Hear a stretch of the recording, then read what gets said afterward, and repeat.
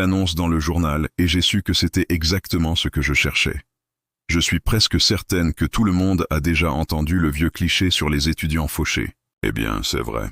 J'étais rentré chez moi pour l'été, désespéré de trouver un peu d'argent.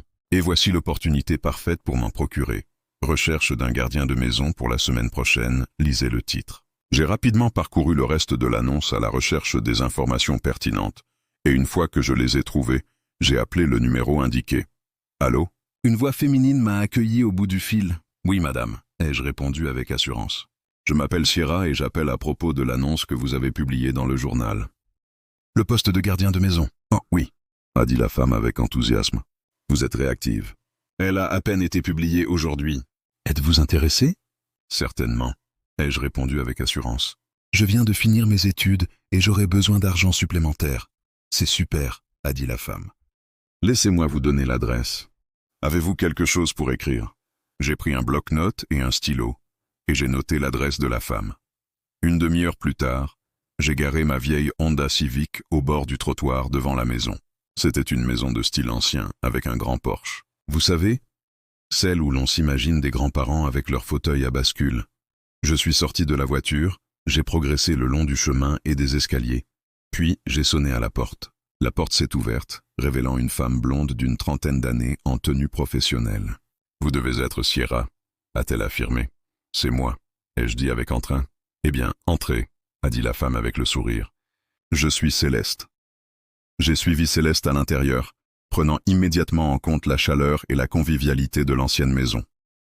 La femme devait être une âme ancienne car l'endroit ressemblait davantage à la maison d'une grand-mère veuve qu'à celle d'une professionnelle jeune. Des napperons en dentelle recouvraient la plupart des surfaces, des tableaux en point de croix ornaient les murs, et des plantes d'intérieur occupaient une grande partie du salon.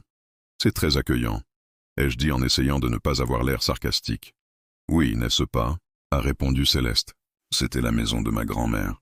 Je l'ai héritée après son décès, et je n'ai jamais eu le cœur de changer quoi que ce soit.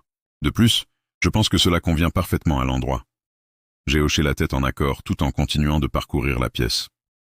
Céleste m'a fait visiter le reste de la maison, alternant entre les explications sur mes tâches attendues et sur la tranquillité du quartier. Vous ne devriez pas avoir de problème, a-t-elle dit. À part peut-être un peu d'ennui, je pense que ça ira, ai-je dit avec un sourire. Après la folie des examens, j'ai besoin de paix et de tranquillité. Vous en aurez beaucoup, a dit Céleste en riant.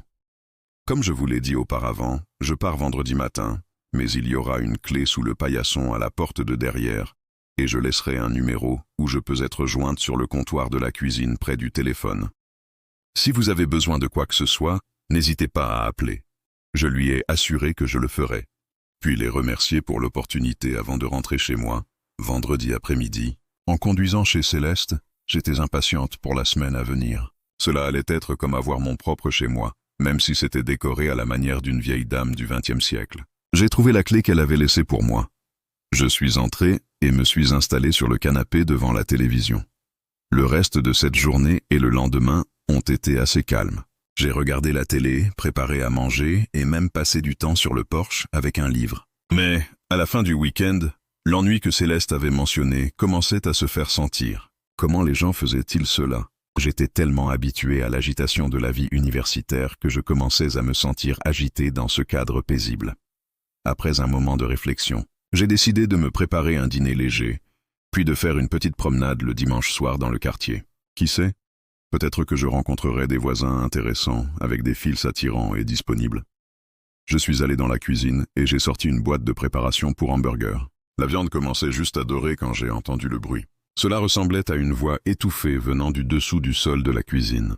À ma connaissance, il n'y avait rien sous la maison à part des tuyaux et de la terre neuve. Et j'étais presque certaine que si la maison avait un sous-sol, Céleste l'aurait mentionné. J'ai fini par me dire que ça devait être les tuyaux ou quelque chose de ce genre. Après tout, c'était une vieille maison, et les vieilles maisons ont tendance à faire du bruit. C'est ce qu'on dit, n'est-ce pas? J'ai mis ça de côté, terminé de préparer le dîner, mangé, puis je suis sorti me promener. C'était vraiment un quartier tranquille, et même si c'était agréable de sortir un peu, malheureusement, il n'y avait pas de divertissement à l'horizon. Je me suis retrouvé sur le canapé à regarder un vieil film à la télévision. Le lendemain, j'ai fermé à clé et suis allé au centre commercial où j'ai croisé mon ami, Tracy. Comme nous allions dans des universités différentes, cela faisait un moment que nous ne nous étions pas vus. J'ai décidé de profiter de cette réunion inattendue. Je lui ai parlé de mon job de gardien de maison et lui ai demandé si elle voulait venir chez Céleste plus tard pour me tenir compagnie. Heureusement, elle a accepté avec enthousiasme. Ses parents et son petit frère lui rendaient la vie impossible. Et un changement de décor était exactement ce dont elle avait besoin. Elle est arrivée chez Céleste vers 5 heures. Et nous avons passé la première partie de la soirée à discuter et à parler des garçons. Apparemment, Tracy avait eu sa part des mauvais garçons et des histoires sans lendemain, mais elle n'avait pas encore trouvé le bon. J'avais eu un parcours similaire, et je lui en ai fait part. « Ça ne te fait pas peur ?» a-t-elle demandé après un moment changeant de sujet. « De quoi parles-tu » ai-je demandé curieusement. « Tout ça » a-t-elle dit en agitant les mains. « C'est comme être chez ma grand-mère. » J'ai souri. « Ce n'est pas si mal » ai-je essayé de ne pas rire. De plus, Céleste est vraiment sympa. Elle est juste un peu sentimentale. Sentimentale, vraiment, s'est exclamé Tracy. Je ne pourrais pas passer une nuit ici, encore moins une semaine. J'adore Tracy, mais elle n'a jamais été une grande admiratrice des choses anciennes. Que veux-tu que je te dise? C'est un travail, lui ai-je dit. Je suis payé pour être ici, donc je ferais mieux de m'y habituer. Oh non, elle a plaisanté avec humour. Je sens littéralement que je deviens une vieille fille juste en étant assise ici. Nous avons éclaté de rire. Tu es terrible, lui ai-je dit essoufflé entre deux éclats de rire. Non, je sais simplement apprécier le bon goût, a affirmé Tracy de manière factuelle. Et ça, ce n'est pas ça. J'ai levé les yeux au ciel. Ce n'était pas à moi de juger les choix de décoration de Céleste. Surtout que je suis payé pour passer une semaine à les regarder, mais je ne lui avouerai jamais que j'étais d'accord avec ce qu'elle disait, alors j'ai habilement changé de sujet. Mon amie a été assez généreuse pour saisir l'indice. Tracy est restée jusqu'à près de minuit puis a déclaré qu'elle avait passé assez de temps dans cette maison de retraite pour une nuit et est partie. Après son départ, le silence est tombé sur moi comme un nuage noir. J'ai rangé, regardé la télé un moment, puis je suis allé au lit. Je me suis réveillé au milieu de la nuit, assoiffé. En allant à la cuisine, je me suis versé un verre d'eau.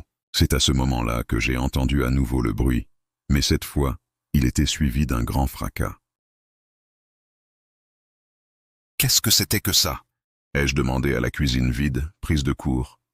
D'un geste tremblant, j'ai posé le verre sur le comptoir avant de le laisser tomber. Une fois de plus, il semblait que le bruit venait de sous le sol de la cuisine, quelque part, mais je ne pouvais jamais déterminer la source exacte. En fin de compte, je me suis dit qu'un animal avait dû creuser sous la maison, et lorsque les tuyaux faisaient ce bruit étrange, il avait été effrayé et s'est heurté à quelque chose. Je vérifierai ça le matin. Mais quand je me suis levé et suis sorti pour vérifier l'extérieur de la maison, je n'ai trouvé aucun signe de quoi que ce soit ayant creusé sous celle-ci. J'ai mis ça sur le compte des bruits normaux d'une vieille maison. Peut-être que Céleste y était tellement habituée qu'elle avait simplement oublié de m'en parler.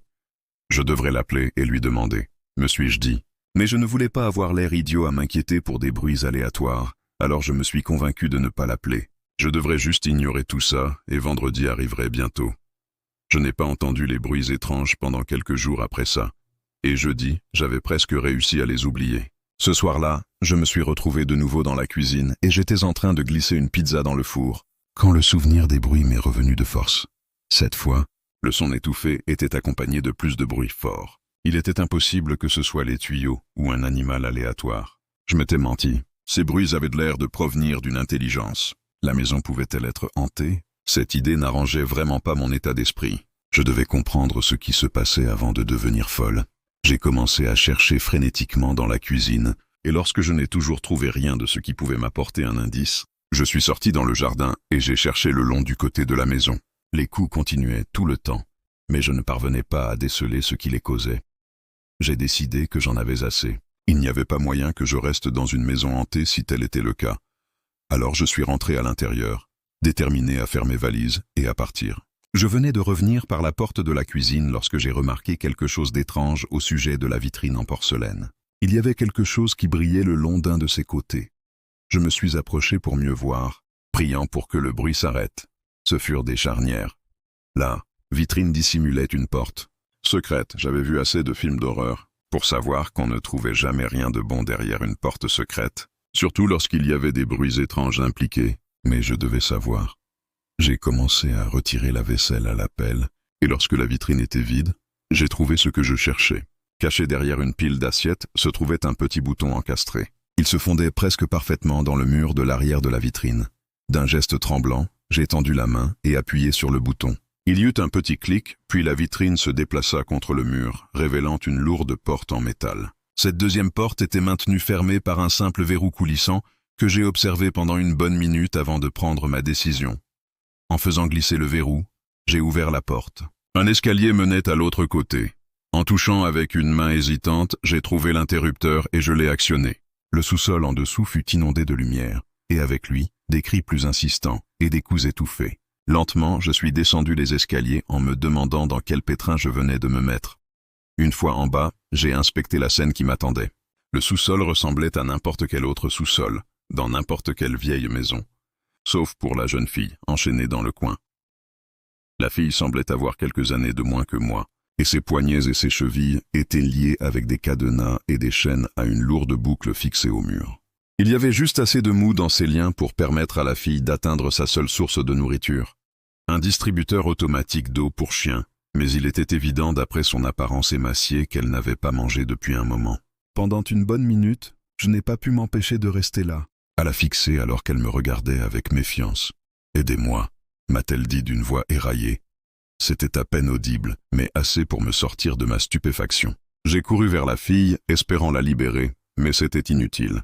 Il était impossible de savoir où se trouvaient les clés des cadenas, et il me faudrait un temps fou pour les trouver, même si elles étaient dans la maison, ce qui n'était très probablement pas le cas. Quelque chose me disait que Céleste les avait avec elle. Je vais retourner à l'étage et appeler la police, lui ai-je assuré. Je reviens dès que j'ai fini. Tu peux manger ? Elle a lentement hoché la tête. Bien. Alors, accroche-toi et je reviens tout de suite. Prenant les escaliers 2 à 2, je suis remonté à la cuisine puis j'ai pris le téléphone. Mes mains tremblaient lorsque je composais le numéro. 17. Quelle est votre urgence ? A répondu une voix féminine calme. J'ai relaté mon histoire du mieux que j'ai pu. Et après, la femme m'a assuré que de l'aide était en route. Une fois qu'elle a raccroché, j'ai pris une assiette, j'y ai mis quelques parts de ma pizza. Puis, j'ai rempli un verre d'eau fraîche. Lorsque je suis revenu avec la nourriture et l'eau, la fille l'a prise avidement. Après quelques minutes, elle a pu me raconter son histoire entre 2 bouchées égorgées. La fille s'appelait Janet et Céleste l'avait enlevée ainsi qu'une autre fille, Leslie, dans un centre commercial de la ville voisine. Apparemment, elle avait passé des mois à connaître les filles grâce à leur groupe de jeunes de l'église avant de les inviter chez elle pour une étude biblique. Les drogues étaient dans les rafraîchissements, m'a dit Janet d'une voix fatiguée. La prochaine chose que nous avons su, c'est que nous étions ici en bas. J'étais enchaîné, et la vieille dame était sur le point de tuer Leslie. Je regardais Janet, confuse. « Vieille dame ? Céleste est jeune ?» lui ai-je dit. « Peut-être dans la trentaine. » Janet a secoué la tête. Elle était vieille. Jusqu'à ce qu'elle tue Leslie, en tout cas. Elle se baignait dans le sang de mon ami et cela l'a rendue jeune. Je l'ai regardée, incrédule. Puis j'ai commencé à comprendre. La décoration ancienne dans la maison. Ce n'étaient pas les affaires de la grand-mère de Céleste. C'étaient les siennes. Janet a terminé de manger et de boire pendant que je la regardais en silence. Tout ça était trop pour moi, et je fus soulagé quand j'ai commencé à entendre les sirènes. Peu après, la police et les pompiers sont arrivés. Les officiers ont pris ma déclaration pendant que les secouristes s'occupaient de Janet. Je savais qu'il y avait des choses dans cette histoire qu'ils trouveraient incroyables, alors je les avais omises. Quand ma partie fut terminée, j'ai récupéré mes affaires, et je suis rentré chez moi. Les jours suivants, j'ai surveillé le journal pour voir s'il y avait une mention de l'arrestation de Céleste. Enfin, lundi matin, il y avait. Femme de 60 ans arrêtée en lien avec la disparition de 2 adolescentes. En lisant le reste de l'article, je ne pouvais pas m'empêcher de noter la manière dont Janet était qualifiée de confuse à cause des incohérences dans la description qu'elle donnait de Céleste. Mais, en regardant la photo de la femme âgée en bas de l'article, je savais que Janet n'était pas du tout confuse. C'était clairement Céleste. Les gens tueraient pour ce traitement de beauté, pensais-je en refermant le journal avec un frisson. Je pense que je vais me contenter de ma crème visage.